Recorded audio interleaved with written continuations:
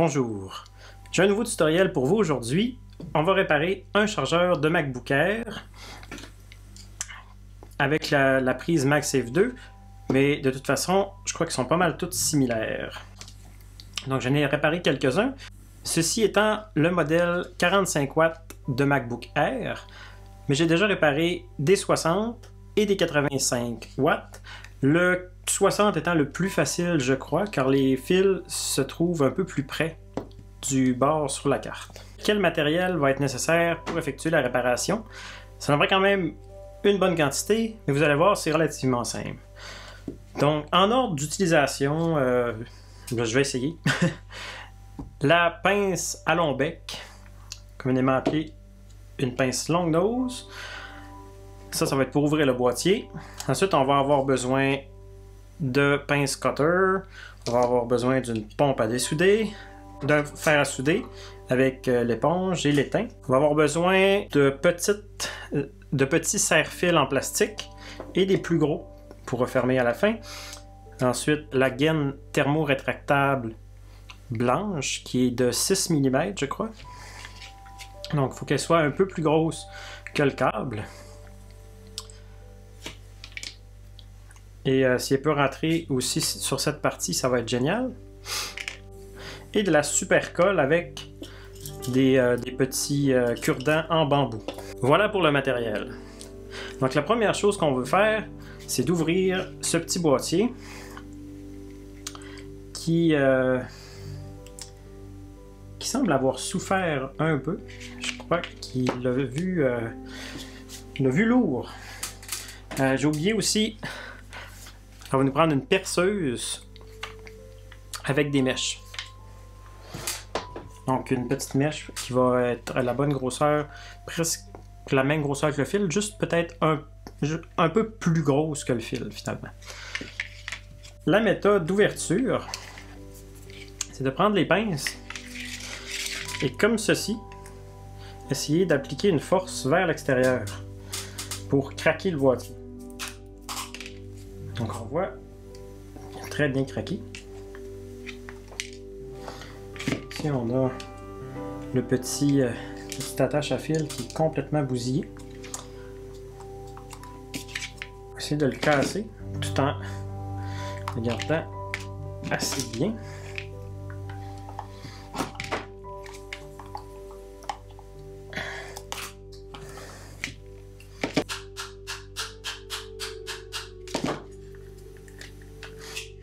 Voilà, en un morceau. Des fois, on peut donner des petits coups sur le bord, ce qui peut aider à ramollir la colle. Mais il faut faire attention non plus de ne pas trop taper fort pour ne pas détruire les composantes électriques. Voilà. Donc, ce qu'on veut faire maintenant, c'est de sortir l'unité. Il faut faire attention, il y a des dangers électriques à l'intérieur, il y a des petits condensateurs qui peuvent garder une bonne quantité d'énergie. Donc bien s'assurer de l'avoir débranché longtemps avant d'effectuer une réparation. Maintenant, on va essayer de décoller l'unité pour accéder à la carte. Donc, on voit les câbles à l'intérieur ici. D'avoir coupé et ressoudé un peu plus loin sur le fil. C'est pour ça qu'on a besoin de mèches pour être capable de venir percer cette section ici. Donc on va utiliser les mêmes petits outils de plastique que la dernière fois. Parce que c'est plutôt pratique, étant donné qu'il n'y a pas de danger ni de s'électrocuter, ni de créer des courts-circuits entre les composantes qui pourraient rester un peu d'énergie, comme les condensateurs en lien avec le circuit électrique. Mais aussi, c'est que ça ne brise pas le boîtier. Ça vaut la peine de réparer ces petits chargeurs-là parce qu'ils valent assez cher. C'est à peu près, je crois, 100$ avec les taxes et tout. Donc, si on réussit de le réparer, on sauve quand même une bonne quantité d'argent. Et voilà. Ça a été facile. Pas vraiment. Bon. On a maintenant accès à ce qu'on voulait voir. Juste plié un peu. Ça, on aurait peut-être pu le décoller, mais en général, c'est assez bien collé. Donc, on va le laisser là. Donc, on voit la plaque de cuivre est soudée ici. On va juste la tasser sur le côté comme ça. Puis, ce qui est important, c'est nos deux grosses soudures ici. Ce qu'on va vouloir faire, c'est venir dessouder les deux fils ici, par en dessous. Ensuite, bien vider les trous avant de couper, repercer, repasser le fil et venir le remettre en place. On va essayer de bien se souvenir les positions des fils. On va avoir le blanc ici et le noir derrière. Le noir étant la gaine autour du fil, donc comme le shield. Je crois qu'il y a des petits signes sur la carte. À l'intérieur, on va avoir GND pour bien identifier que c'est le ground. Et l'autre côté, je crois qu'il y a V. On va utiliser maintenant la troisième main, qui n'est pas nécessaire, mais qui fait plutôt bien. Je mets un peu d'étain pour faire un bon contact. Maintenant qu'on va essayer de pomper une certaine quantité d'étain.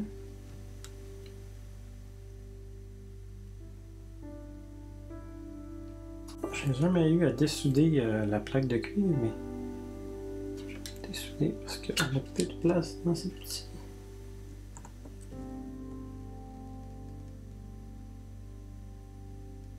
Voilà, ça va être plus facile de travailler maintenant.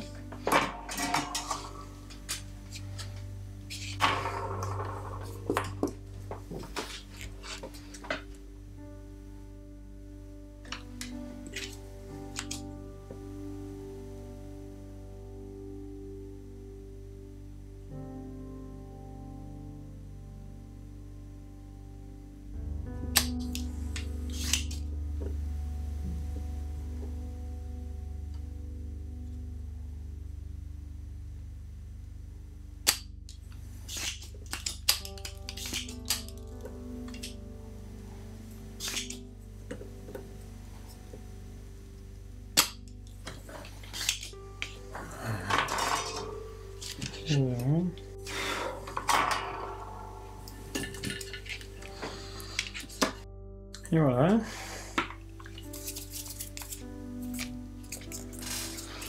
Ici, le fil était un peu brisé. Ce qu'on va essayer de faire, c'est de venir mettre une gaine, un bout de gaine ici. Mais avant ça, il faut essayer de percer cette section-ci. On va couper le fil ici. Donc, ce qu'il faut faire maintenant, c'est trouver une mèche qui va être d'une grosseur légèrement plus grande que notre câble pour qu'il passe bien, mais qu'on puisse facilement le coller. Donc, ça serait celle-ci. Ce que j'ai déjà fait, c'est que j'ai réutilisé les pièces de métal qui sont au bout. Il y a des petites pièces de métal spéciales juste ici, mais on peut tout simplement bien couper le fil et venir le souder.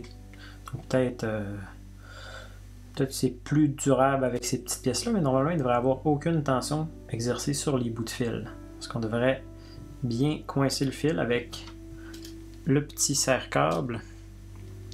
Et ici, on devrait coller aussi. On va mettre une gaine à l'extérieur.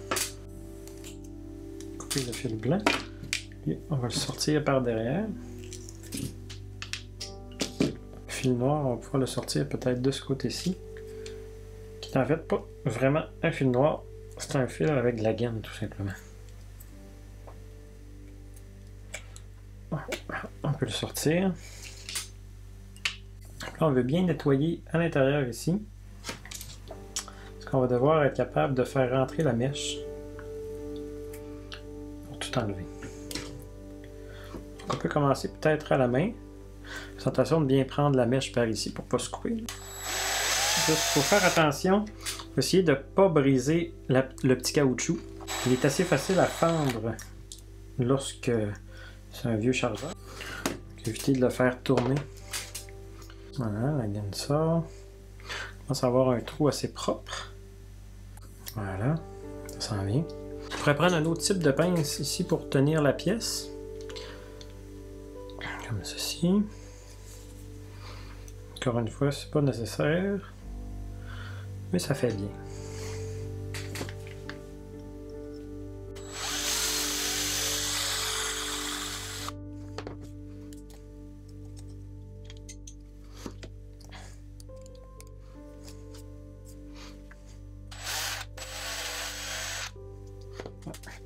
Je vais m'assurer maintenant que le fil passe. Bon, il passe pas très bien, alors on va grossir le trou légèrement. C'est mieux peut-être de commencer petit pour éviter de déchirer la petite pièce de caoutchouc. Maintenant, je vais aller pour une 1,8. J'avais une 7,64 tantôt. C'est la 1,8. Légèrement plus grosse. Ça ne semble pas avoir une grosse différence. On va tester quand même. On va y aller avec une grosseur encore un peu plus grosse. Peut-être une 9,64. Ça devrait le faire. Voilà, donc c'est bien serré, mais pas trop. Prochaine étape, étant donné que la gaine de mon fil est brisée, je vais mettre un petit bout de gaine thermo-rétractable ici. On va chauffer tout doucement.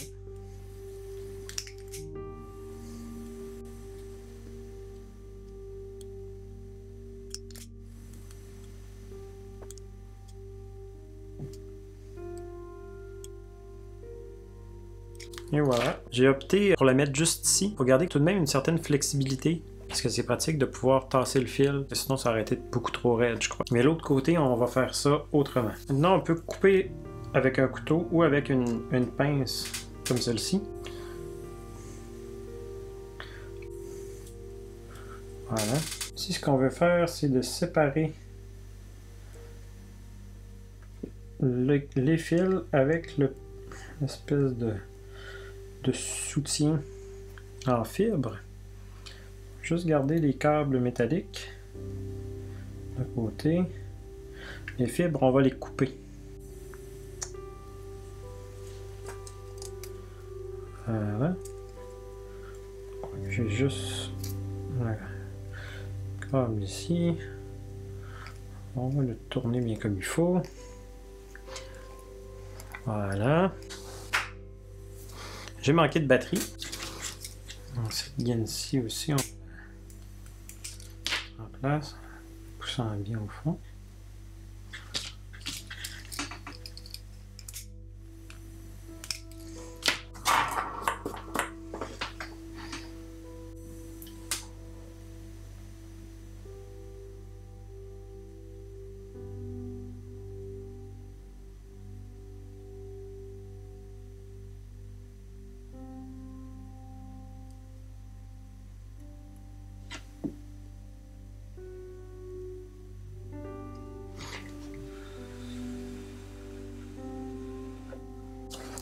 Et voilà. On va maintenant pouvoir repositionner notre plaque de cuivre. Bien important de ne pas oublier de la ressouder sur le petit condensateur ici.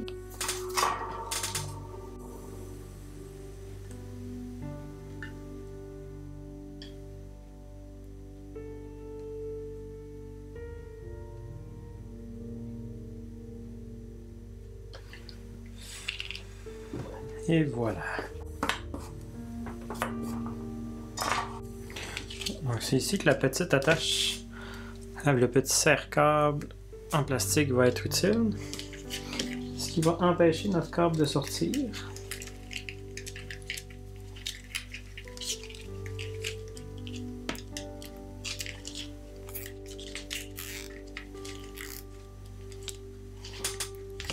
Il y aurait une dernière chose qu'on pourrait faire pour que le fil ne bouge pas de là.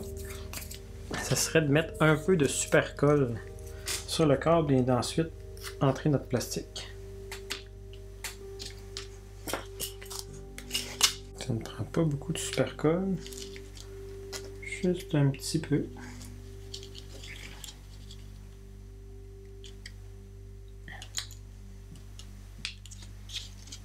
Ensuite, on entre ça là. Ça devrait bien rester en place. À ce moment, ça serait un bon moment pour vérifier que tout fonctionne. On peut le refermer temporairement comme ça. Et le brancher pour voir si ce qu'on a fait fonctionne. Parce que ça se pourrait que l'adaptateur soit tout simplement brûlé ou grillé. Donc j'en suis à la dernière étape. J'ai fait un peu de ménage. J'ai dû vider mes cartes mémoire et recharger la batterie de ma GX85. La Z-Cam, cependant, n'a pas eu de problème de batterie car elle est branchée continuellement sur son adaptateur. Donc maintenant, la dernière étape, il va suffire de mettre un peu de colle autour. Je l'ai testé tout à l'heure, ça fonctionne. Donc la réparation est un succès. Donc j'ai remis les petites pièces ici, avec les petits ressorts au bout, qui sont maintenant inutiles car les petites palettes pour rouler le fil sont manquantes, étant donné qu'il y en avait une de cassée et l'autre était tout simplement disparue. Donc on va prendre un petit peu de super colle. On va vérifier qu'elle coule bien. Ici. Voilà. Ça va en prendre très peu. Alors je vais probablement encore prendre un petit cure-dent.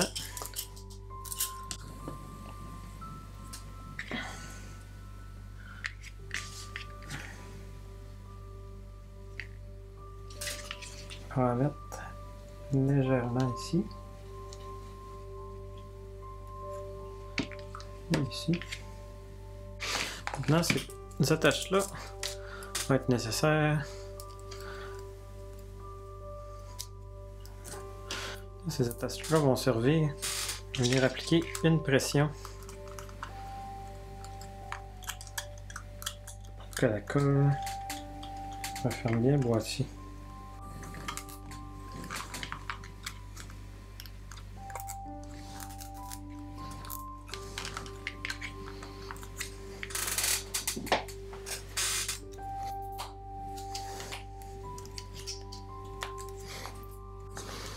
Voilà. Donc maintenant on a une pression constante.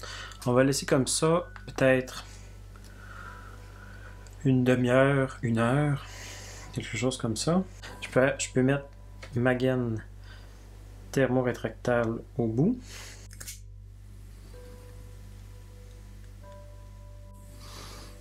Donc la première étape.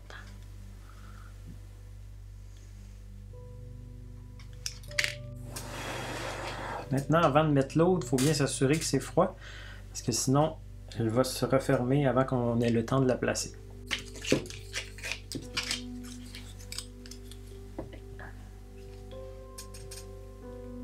La deuxième étape. Ça va être un peu plus raide, mais ça va protéger beaucoup mieux le point de rupture. Donc, et on va avoir trois étapes. On va avoir le caoutchouc, notre première gaine. Donc ici, on va avoir un point faible qui va être renforcé par ce point-là, qui va être plus faible ici. Mais ici, ça va être un peu plus raide et ici, très raide. Donc ça devrait donner tout de même une certaine flexibilité, tout en rendant le tout beaucoup plus durable qu'originellement.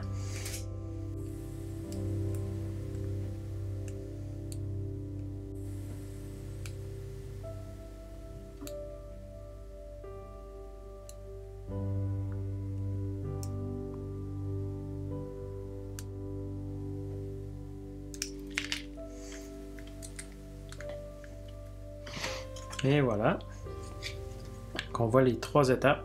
Je vais maintenant résumer les étapes que j'ai utilisées pour réparer ce petit chargeur de MacBook Air, donc 45 watts MagSafe 2. La première étape était de prendre une pince à long bec, comme celle-ci, et j'ai pu ouvrir en effectuant une pression dans les trous ici.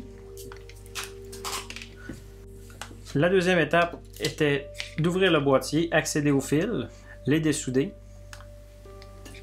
Ensuite, couper le fil, repercer le bout de caoutchouc.